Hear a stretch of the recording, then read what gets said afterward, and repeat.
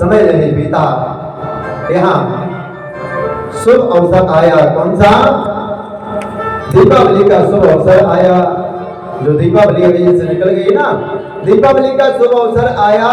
और दीपावली का जैसे अवसर आया महाराज, साफ सफाई हुई और मैया आज अनेकों प्रकार के व्यंजन बना रही है। परमा निकलने के बाद दूज जैसी आई, परमा में दीपावली निकलने के बाद जैसी परमा आई, परमा के दिन महाराज अनेकों प्रकार के व्यंजन मैया बना रही है, अनेकों प्रकार के व्यंजन बना रहे। अब ठाकुर जी जैसे पहुंचे और ठाकुर जी ने कहा, मैया मुझे भूख लगी है, क्षुधा सता रही है। गोपाल जी ठाकुर जी उस समय जागे थे।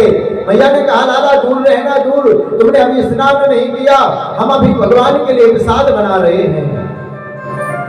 ठाकुर जी मुस्कुराए, मन में चिंतन करने लगे कि मुझसे बड़ा वाला भगवान कौन आ गया। लेकिन कहा कुछ नहीं मैया से, मैया मुझे तो भूख लगी है।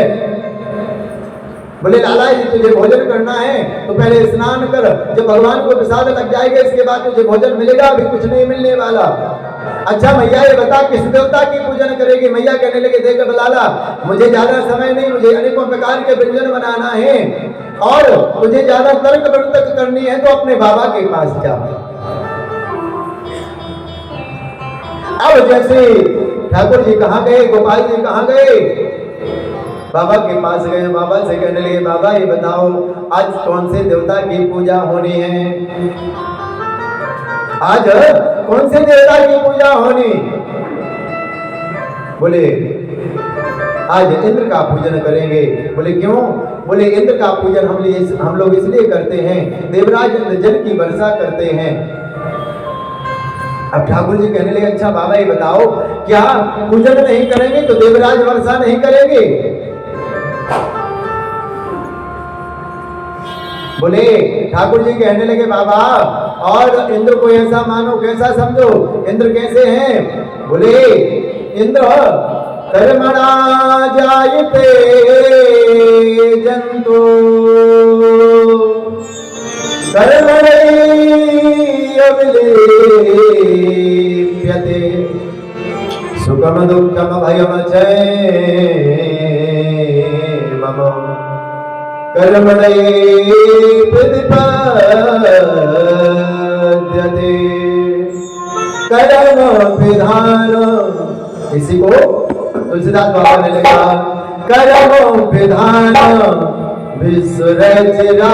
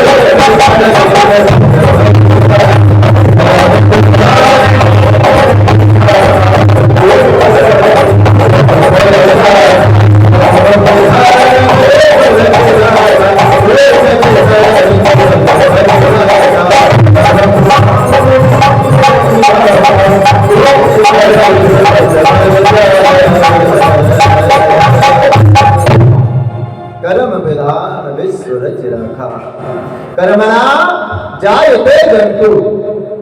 यानी जैसे आप कर्म करेंगे ना इसी प्रकार के आपको फल मिलेगा। बाबा एक बार ये बताओ, क्या तुम्हारे देवता ने आज तक दर्शन दिया? बाबा कहने लगे नहीं, आज तक दर्शन नहीं दिया।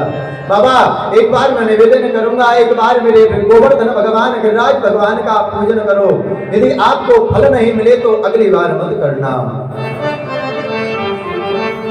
और पहले अच्छा ये बता लाला, ये तुम्हारे भगवान को पूजन में क्या सामग्री लगेगी? बोले महाराज और अधिक सामग्री आवश्यकता ना, लेकिन भोजन में चकाचक होना चाहिए। जो भोजन है ना वो चकाचक होना चाहिए। एकाध प्रकार के व्यंजन नहीं, कितने प्रकार के? 56 प्रकार के व्यंजन। और ठाकुर जी को गिरिराज भगवान को हम लोग भी 56 प्रकार के व्यंजन लगाएंगे आज। अब तो क्या था महाराज, जो भी प्रसाद बन रहा था और वो प्रसाद सब बाल बाल गोपियां कहाँ जाने लगे? गिरिराज गोवर्धन भगवान की ओर जाने लगे।